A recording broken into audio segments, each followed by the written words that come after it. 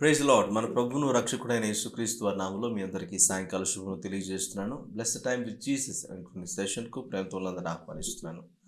ప్రభులో మీరందరూ ఆనందిస్తూ విశ్వాసంలో బలపరచబడుతూ దేవుని సంతృప్తి పరిచేటువంటి జీవితం మీరు జీవిస్తున్నారని నేను నమ్ముతున్నాను. గడిచిన వారం అంతా దేవుడు తన సురక్షిత రెక్కల నీటిలో మనల్ని భద్రపరిచాడు. మరొకసారి దేవునితో మంచి సమయాన్ని గడపడానికి దేవుడు మనకి ఇచ్చిన అవకాశం బట్టి దేవుని స్తుతిద్దాం, ప్రార్థన చేసుకొని ఈ సెషన్ ప్రారంభించుకుందాం.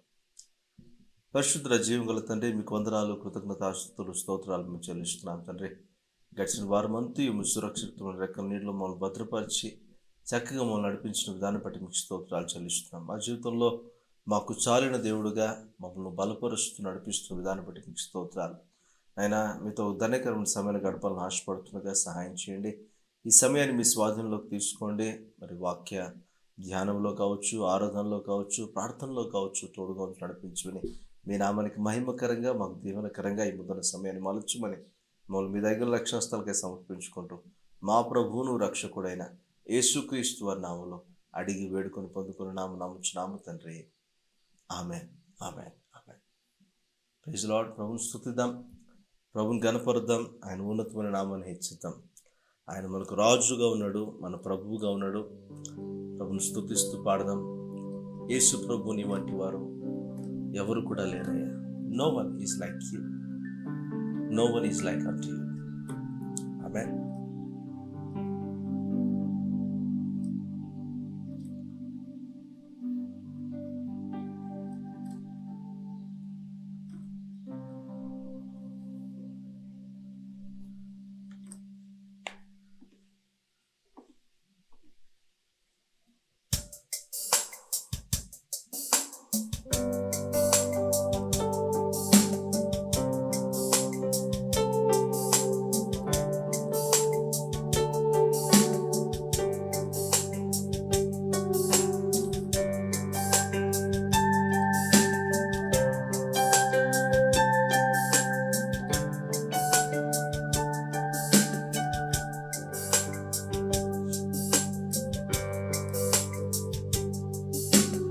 యేసు ప్రభు నీ వంటి వారు లేరు, నింగి నేల నిన్నే పొగడు, నీ మహిమను కొనియాడు. యేసు ప్రభు నీ వంటి వారు లేరు, నింగి నేల నిన్నే పొగడు, నీ మహిమను కొనియాడు. పాడేదా హోసనా, నీవే రాజులకు రారాజువు, స్తుతి మహిమ ఎల్లప్పుడూ నీకే ప్రభు నా ఆరాధన. పాడేదా హోసనా, నీవే రాజులకు రారాజువు, స్తుతి మహిమ ఎల్లప్పుడూ నీకే ప్రభు నా ఆరాధన. నా ప్రియ తండ్రి,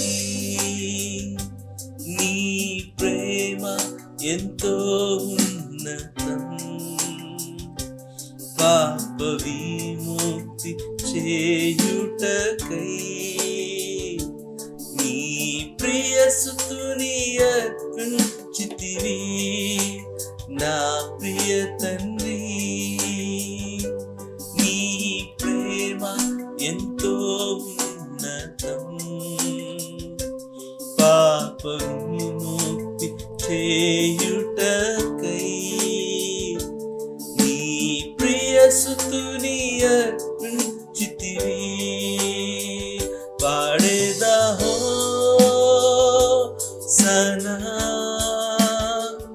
నీవే రాజులకు రారాజు,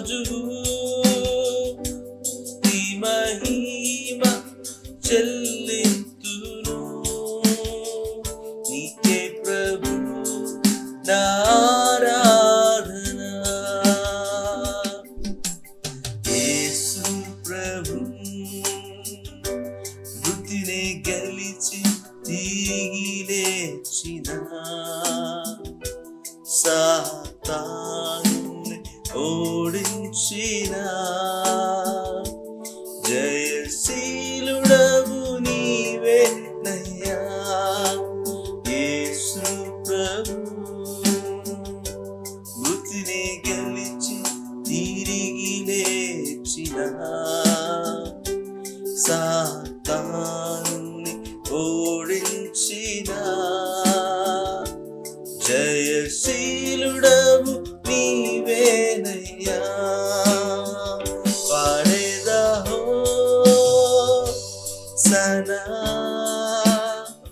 రారాజు రారాజు స్తుతి మహిమ ఎల్లప్పుడూ నీకే ప్రభు నారాధన. యేసు ప్రభు త్వరలో నాకై రానయ్యున్నావు. మరణాత యేసు రమ్ము మమ్ము పరముకు కొని పొమ్ము. యేసు ప్రభు త్వరగా నాకై రానయ్యున్నావు. మరణాత యేసు రమ్ము మమ్ము పరముకు కొని పొమ్ము. పాడేదా హోసనా నీవే రాజులకు రారాజువు. స్తుతి మహిమ చెల్లింతును నీకే ప్రభు నారాధన. పాడేదా హోసనా నీవే రాజులకు రారాజువు. స్తుతి మహిమ ఎల్లప్పుడూ నీకే ప్రభు నారాధన.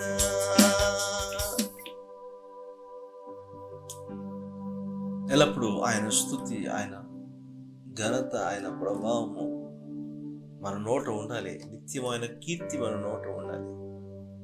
ఈరోజు ఆయన మన కొరకు చేసిన బలియాగం జ్ఞాపకం చేసుకున్నప్పుడు యేసు ప్రభు తన కృపను మన ఎడల విస్తరింపు చేసిన విధానం బట్టి జ్ఞాపకం చేసుకున్నప్పుడు, దేవుని ప్రేమ మన ఎడల కనపరిచిన విధానాన్ని జ్ఞాపకం చేసుకున్నప్పుడు నిజంగా ఇలా ఎవరైనా ఉన్నారా?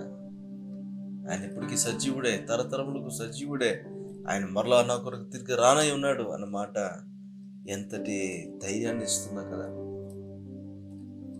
ఉన్నతమైన ఆయన నామని ఘనపరచండి, ప్రభుని స్తుతించండి, ప్రభుని ఆరాధించండి. పాడిద్దా నీకే స్తోత్రమయ్యా హోసన్నా అని స్తుతిస్తుండగా ప్రభు మనల్ని ఆదరించునుగాక, బలపరచుగాక.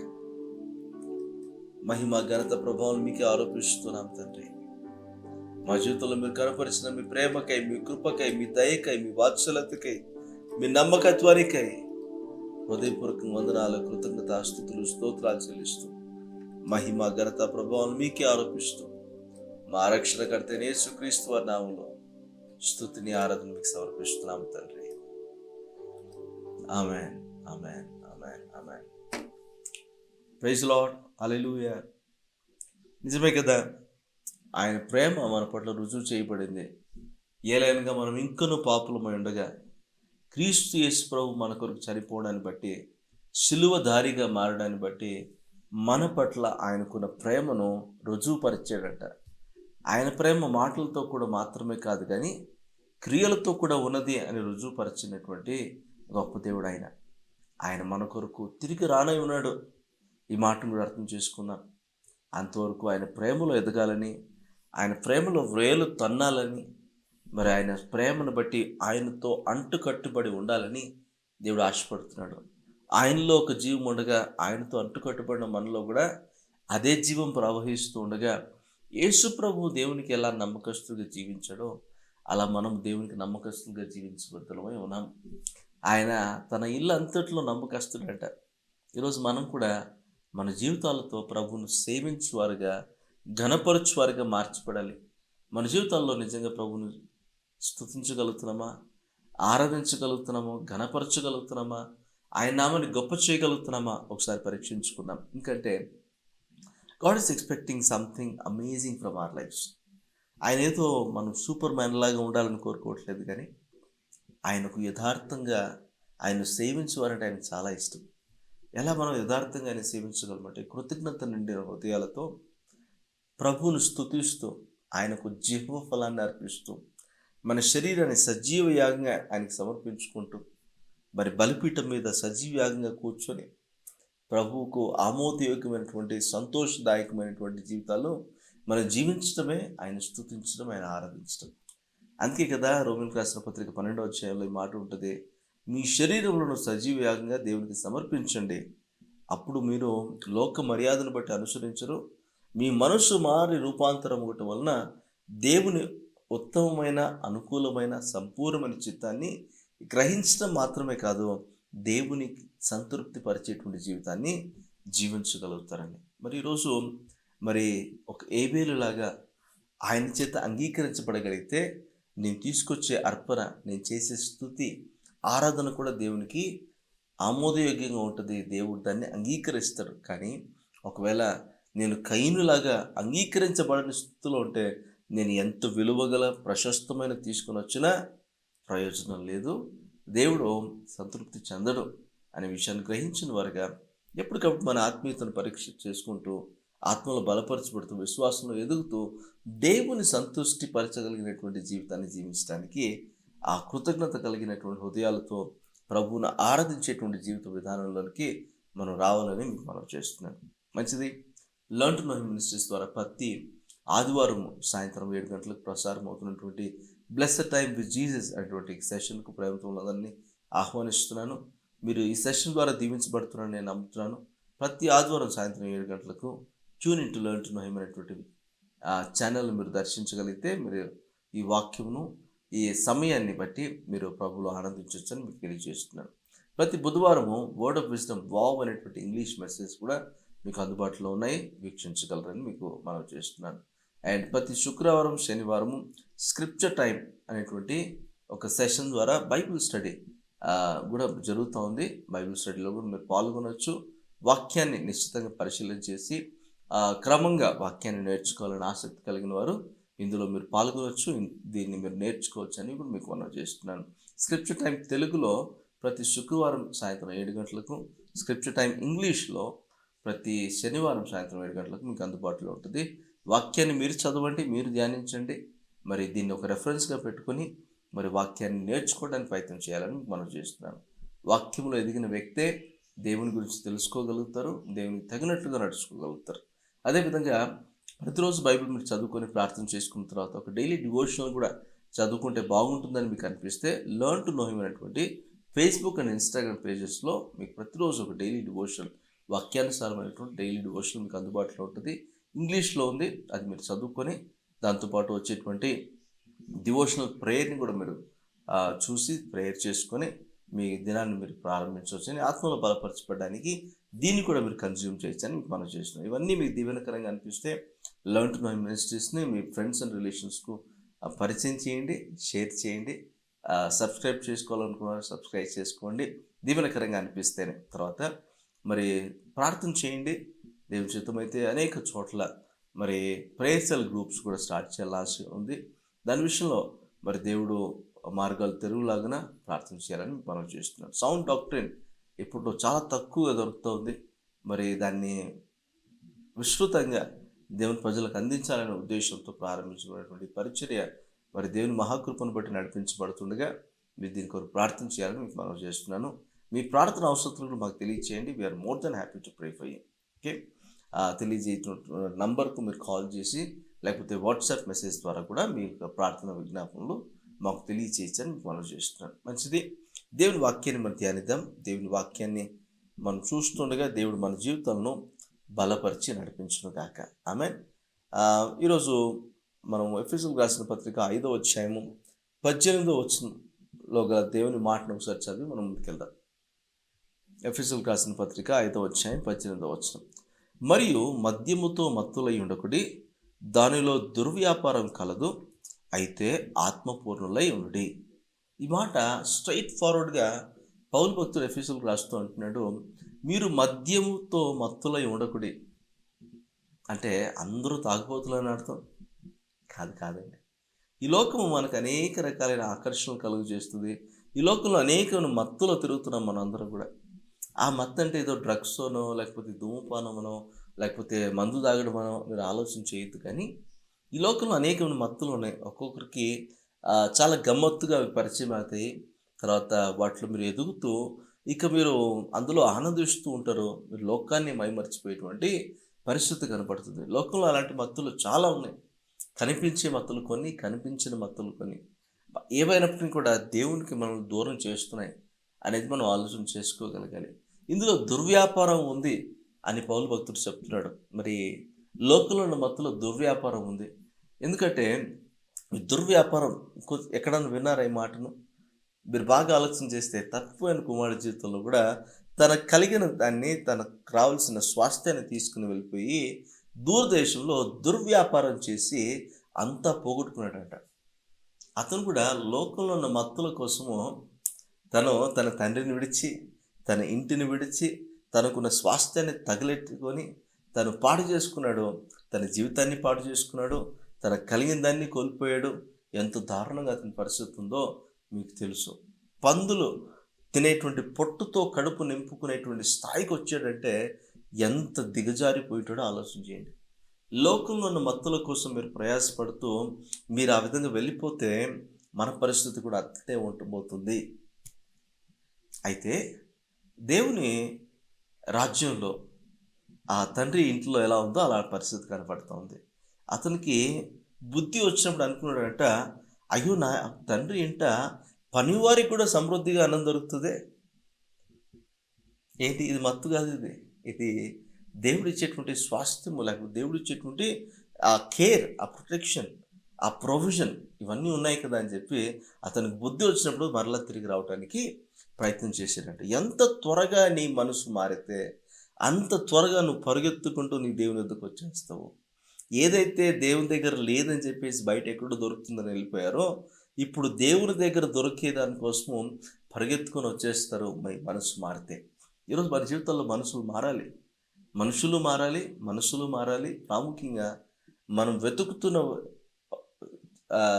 ఆ మత్తులు ఏవైతేనా అవన్నీ తొలగిపోయి కరెక్ట్ మత్తు, దేవుని గురించిన మత్తు మనకు రావాలి. దేవుని గురించిన ప్రేమ, ఆసక్తి, ఆయన ఒక వ్యసనంగా మనం ఆయన్ను పరిగణిస్తే మన జీవితాలు ఆయన మీద వ్యామోహం కలిగి ఉంటే ఎంత బాగుంటుందో ఆలోచన చేయండి. అయితే దానికి ఒక రెమెడీ కూడా చెప్పాడు పౌలు భక్తుడు. లోకంలో దొరికే మత్తు కోసము ఆ మద్యపానం విషయంలో కావచ్చు, మద్యముతో అంటే విపరీతమైనటువంటి ఈ చెడు పోకడలన్నిటితో మీరు మత్తులై ఉండొద్దు. కానీ మద్యము ఏం చేస్తుంది తెలుసా? మద్యము ఒక జీవితాన్ని పాడు చేసేస్తుంది. మద్యము మీ ఆర్థిక స్థితిని మార్చేస్తుంది, పాడు చేస్తుంది. మీ స్వభావాన్ని పాడు చేస్తుంది, మీ వ్యక్తిత్వాన్ని పాడు చేస్తుంది, మీ టెస్టిమనీ మీరు కోల్పోతారు. మద్యము మీకు సంతృప్తిని ఇస్తుందేమో, మద్యము మీరు కష్టాలన్నీ మర్చిపోయేటట్లు చేస్తుందేమో, మద్యం మిమ్మల్ని అల్లరి పాలు చేస్తుంది. ఇది కూడా నేర్చుకోండి. సామెతల కింద మీరు చదివితే మద్యం ఏమేమి చేస్తుందో చాలా విషయాలు అక్కడ వస్తాయి. మరి మద్యాన్ని మీరు సేవిస్తున్న వ్యక్తి అయితే కూడా అది కూడా ఆలోచన చేయాలి. ఈ లోకాన్ని సేవిస్తున్న వారు కూడా మద్యానికి బానిసలు అయిపోయిన వారితో సమానము అన్నట్టుగా, they are addicted to this world అన్నట్టుగా మనం ఆలోచన చేయాల్సి ఉంటుంది. దీంట్లో దుర్వ్యాపారం ఉంది తప్ప ఇందులో మంచి వ్యాపారం లేదు, ఇందులో మంచి రిటర్న్స్ లేవు. రిటర్న్స్ ఉండేది అయితే దుర్వ్యాపారం ఎందుకు అవుతుందండి? రిటర్న్స్ లేవు. ఇందులో నష్టపోయే సూచనలు చాలా ఉన్నాయి, నష్టపోయే అవకాశాలు చాలా ఉన్నాయి. ఇక ఎక్కడ బాగుపడే అవకాశాలు లేనే లేవు. అందుకే నీతి అనే మార్గంలో జీవం ఉంది కానీ మరణం లేదు. కానీ ఈ లోకంలో మనకు జీవం అనేది దొరికే పరిస్థితి కూడా లేదు అని చూస్తున్నాం. అయితే పౌలు దీనికి ఒక సమాధానంగా దీనికి ఒక సొల్యూషన్ కూడా ఇస్తున్నాడు. సొల్యూషన్ ఏంటంటే అయితే ఆత్మపూర్ణులై ఉండండి. ఆత్మ చేత నింపబడిన వారుగా, ఆత్మపూర్ణులై పూర్ణముగా ఆత్మచేత నింపబడిన వారుగా ఉండండి అని చెప్పేసి పౌలు వారికి రాస్తున్నట్టుగా మనం చూస్తున్నాం. ఆత్మచేత నింపబడము, ఆత్మతో పూర్ణమైన అనుబంధం కలిగి ఉండటమైనటువంటి గొప్ప అనుభవం ఎలా ఉంటుందో ఒకసారి మనం అర్థం చేసుకుని ప్రయత్నం చేద్దాం. ఒక వ్యక్తి కడుపు నిండా తిన్నాడు అనుకోండి, ఆ వ్యక్తి ముందుకి ఏదన్నా ఒక మంచి అతనికి నోరు నుంచి ఏదైనా తీసుకొచ్చి పెడితే అతను తినగలడా? అది నోరు నుంచేదే కావచ్చు, అది బాగా మంచిగా అతనికి ఇష్టమైనదే కావచ్చు. కడుపు ఆల్రెడీ ఫుల్ ఉంది. ఇక తను తినాలనుకోడు. తిన్నా అది లోనికెళ్ళదు. ఎందుకంటే ఫుల్‌గా ఉన్నాడు కాబట్టి ఆల్రెడీ. అంటే అర్థం ఏంటో తెలుసా? నీ ఆత్మచేత అంటే దేవుని ఆత్మచేత నువ్వు పూర్ణంగా నింపబడితే, ఇక లోకంలో ఉన్న వాటిని నీ హృదయంలోకి తీసుకొని, నీ మనసులోకి తీసుకొని, నీ నీ నీ ఆత్మలోకి తీసుకొని నువ్వు పాడైపోయే పరిస్థితి ఉండదు. ఎందుకంటే నువ్వు ఆల్రెడీ దేవుని ఆత్మచేత నింపబడి ఉన్నావు కాబట్టి. ఈరోజు ప్రాబ్లం అంతా ఎక్కడొచ్చిందంటే దేవుని ఆత్మచేత నింపబడే అనుభవం లేదు కాబట్టి, ఆత్మ పూర్ణులై ఉండకపోవడాన్ని బట్టి మనలో రకరకాల ఆశలు, కోరికలు ఇవన్నీ కలుగుతున్నాయి. వాంఛలు, ఇచ్చలు కలుగుతుండగా వాటిని లోకంలో నెరవేర్చుకోవడానికి అనేకమైన అవకాశాలు మనకు కనపడుతుండగా వాటిని పొందుకోవడానికి వాటి కోసం ఎంతో ప్రయాసపడి మనం నాశనానికి జోగుతున్నాము అన్నమాట గుర్తు చేసుకోవాలి. కడుపు నిండితే బయట ఎక్కడ వెతకాల్సిన అవసరం లేదు. ఇంట్లో కడుపు నిండితే బయటికి వెళ్ళి జంక్ ఫుడ్ ఎవరు తినరు కదా, అవునా? ఇంట్లో మంచిగా వండి పెట్టారు, టైం టు టైం మీకు వండి పెడుతున్నారు, మీరు టైంకి తినగలిగితే మీరు బయటికి వెళ్ళి ఏదో మీరు తినాలి, ఏదో మీరు అనుభవించాలి అని ఆశించరు కదా. అన్నీ మీకు ఇంట్లో దొరుకుతుండగా బయటికి వెళ్ళి ఎందుకు చేస్తారు చెప్పండి? అదేవిధంగా దేవుని ఆత్మచేత మనం నింపబడుతుండగా, పూర్ణముగా నింపబడుతుండగా, సంపూర్ణంగా నింపబడుతుండగా బయట వాటి గురించిన ఆలోచన మనకు రాదు. అందుకే బెస్ట్ సొల్యూషన్ ఏంటంటే మీరు ఫుల్గా నింపుకోండి, దేవుని ఆత్మచేత నింపబడండి. అప్పుడు లోకంలో ఉన్న ఆసక్తుల గురించి, మద్యాల గురించి, మత్తుల గురించి మీరు ఆలోచన చేయరు అని పౌలు భక్తుడు చెప్తున్నాడు. అంటే ఏంటి నింపబడితే ఏంటి ప్రయోజనము అని కూడా ఆలోచన చేయాలి. దేవుని ఆత్మచేత నింపబడితే నాకు ప్రయోజనం ఏంటి అని అడిగేవాళ్ళు లేకపోలేదు, ఉన్నారు అలాంటి ప్రజలు కూడా. కానీ ఈ లోకంలో అనేకమైన ఆకర్షణలు ఉన్నాయి, వాటిని ఆస్వాదిస్తే దానికి వచ్చే కిక్కే వేరు అని చెప్పేవాళ్ళు కూడా లేకపోలేదు. కానీ దానికి వచ్చే కిక్ అంటే దేవుని ఆత్మచేత నింపబడితే దాని ద్వారా వచ్చేటువంటి ఒక మార్పు కావచ్చు, అది మీ జీవితాన్ని కడుతుంది, మీ జీవితం విచ్ఛిన్నం కాకుండా చూస్తుంది అనే విషయాన్ని మనం అర్థం చేసుకోవాలి. ఇక్కడ పౌలు భక్తుడు అదే అధ్యాయంలో కొన్ని విషయాలు రాస్తున్నాడు. మనం ఒక్కటొకటిగా పరిశీలన చేసి చూద్దాం. మొదటిగా ఎఫెసీయులకు రాసిన పత్రిక 5వ అధ్యాయం 19-21 వచనాల వరకు మనం చూద్దాం. ఒకరినొకడు కీర్తనలతోనూ సంగీతములతోనూ ఆత్మ సంబంధమైన పాటలతోనూ హెచ్చరించుచు మీ హృదయములలో ప్రభువును గురించి పాడుచు కీర్తించుచు మన ప్రభు అయిన యేసుక్రీస్తు పేరట సమస్తమును గూర్చి తండ్రి అయిన దేవునికి ఎల్లప్పుడూ కృతజ్ఞతాస్తుతులు చెల్లించుచు క్రీస్తు నందలి భయముతో ఒకరికొకరు లోబడి ఉండుడి. ఎంత గొప్ప మాటలు మాట్లాడుతున్నాడు పౌలు భక్తుడు. ఇవన్నీ జరిగే మాటలేనా? ఇప్పట్లో మన ఈ లోకంలో గాసిప్స్ ఎలా పనిచేస్తాయి మీకు తెలుసు, షికార్లు ఎలా కొడతాయి మీకు తెలుసు. మీరు లోకంలో ఉంటే డబుల్ మీనింగ్ డైలాగులు మాట్లాడుకోవడం ఎక్కువ, బూతులు సరసోక్తులు మాట్లాడుకోవడం ఎక్కువ. మీరు ఒకరిని నిందించుకోవడము, ఒకరి వెనకాల మాట్లాడడము, ఒకరిని దూషించడము, ఒకరిని చెడ్డగా వారిని కించపరిచి మాట్లాడడం, ఇవన్నీ జరుగుతూ ఉంటాయి. కానీ ఆత్మపూర్ణులై ఉంటే ఏం జరుగుతుందని తెలుసా? వీటన్నిటికీ దూరంగా ఉంటారంట.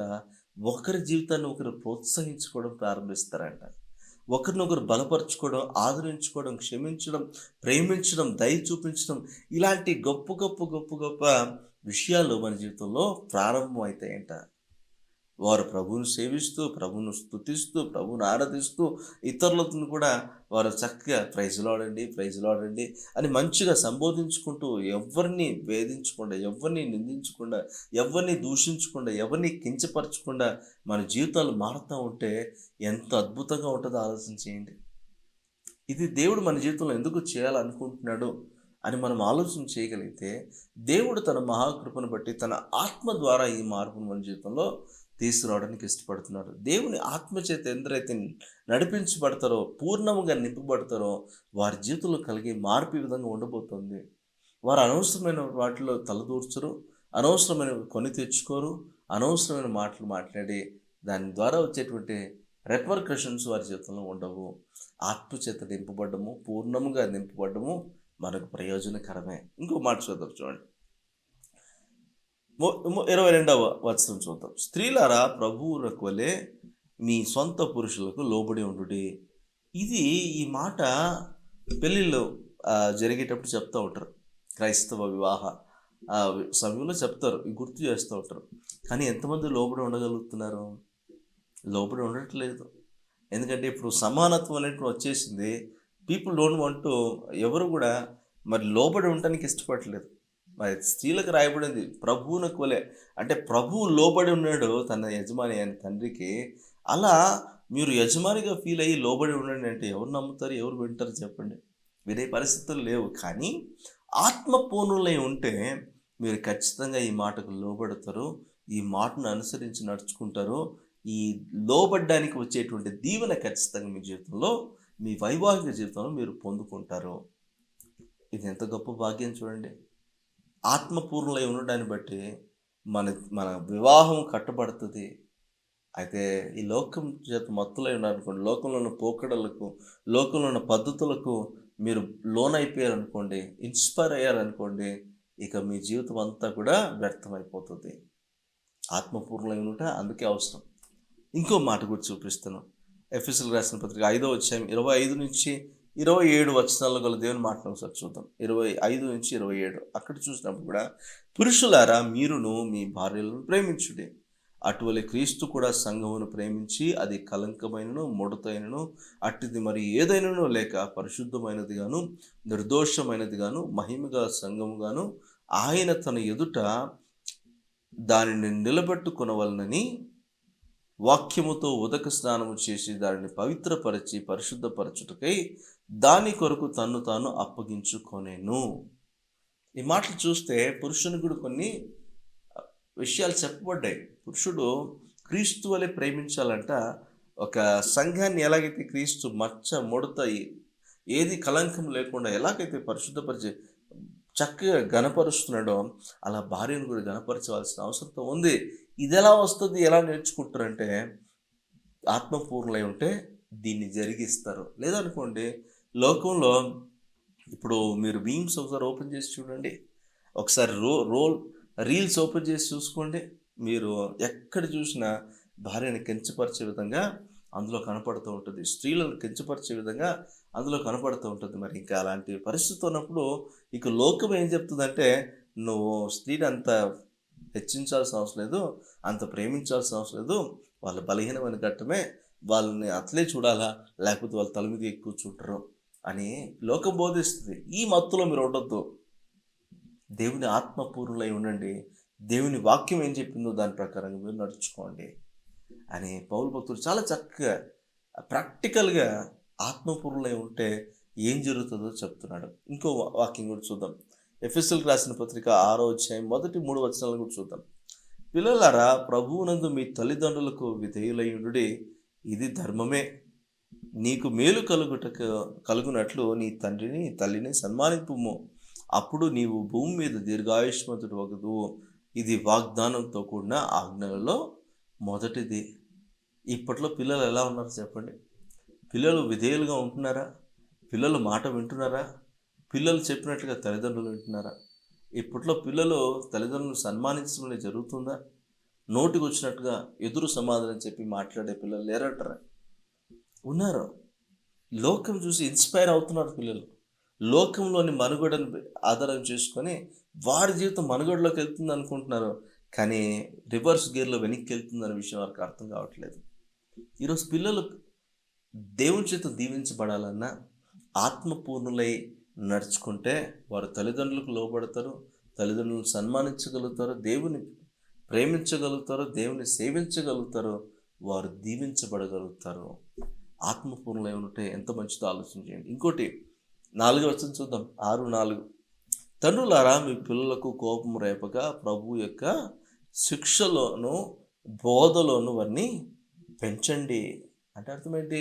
తండ్రులకు కూడా ఉపదేశం ఉంది.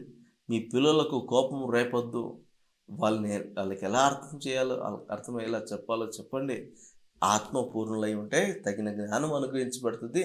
పిల్లల్ని ఎలా పెంచాలో, పిల్లలకి ఎలా నేర్పించాలో, పిల్లల్ని ఎలా సముదాయించాలో, పిల్లల్ని ఎలా గ్రూమ్ చేయాలో నేర్చుకోవడానికి అవకాశం ఉంటుంది. లేకపోతే వాళ్ళ కోపం రేపడం ఎందుకు, ఇవన్నీ too many things are there. ఆత్మపూర్ణులై ఉంటే ఇన్ని అనుభవాల్లో విజయం సాధించేటువంటి విషయం మనకు కనపడుతుంది. 5వ వచనం కూడా చూద్దాం. దాసులారా, యథార్థమైన హృదయం గలవారై భయముతోనూ వణుకుతోనూ క్రీస్తునకు వలె శరీర విషయమై మీ యజమానులైన వారికి విధేయులైనడి. వర్క్ ప్లేస్లో కూడా మీరు ఎవరికి విధేయులుగా ఉండాలో, మీ అథారిటీస్ని ఎలా మీరు ప్రేమించాలో, వారికి ఎలా మీరు విధేయులై మరి చక్కగా పని చేసుకోవాలో, ఇది కూడా ఆత్మపూర్ణులై ఉంటే మీకు తెలుస్తుంది. లోకం ఏం చూపిస్తుందంటే మీరు గొడవ పడండి, మీరు బక్టింగ్ చేయండి, ఇవన్నీ నేర్పిస్తుంది. అలా మత్తులో ఉండకండి.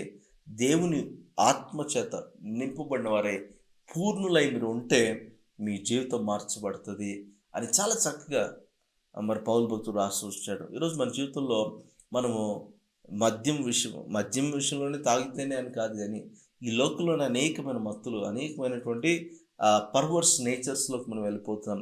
ఆ పద్ధతులను అన్వయించుకొని మన జీవితంలో మనం నశించిపోతున్నాం.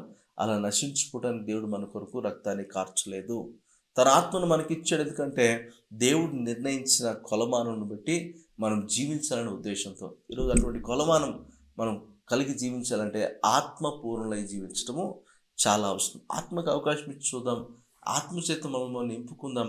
ఆత్మ మనం నింపుతుండగా, దేవుడు కోరుకున్న రీతిలో జీవిస్తుండగా మనము ప్రతి విషయంలోనూ, అది మన కుటుంబ జీవితంలో కావచ్చు, మన కెరీర్ విషయంలో కావచ్చు, ఒకరితో ఒకరు మనం నడుచుకునే విషయంలో కావచ్చు, మన పిల్లల విషయంలో కావచ్చు, పిల్లలు మన విషయంలో కావచ్చు, ఎన్ని జీవితాలు కట్టుబడితే ఆలోచన చేయండి.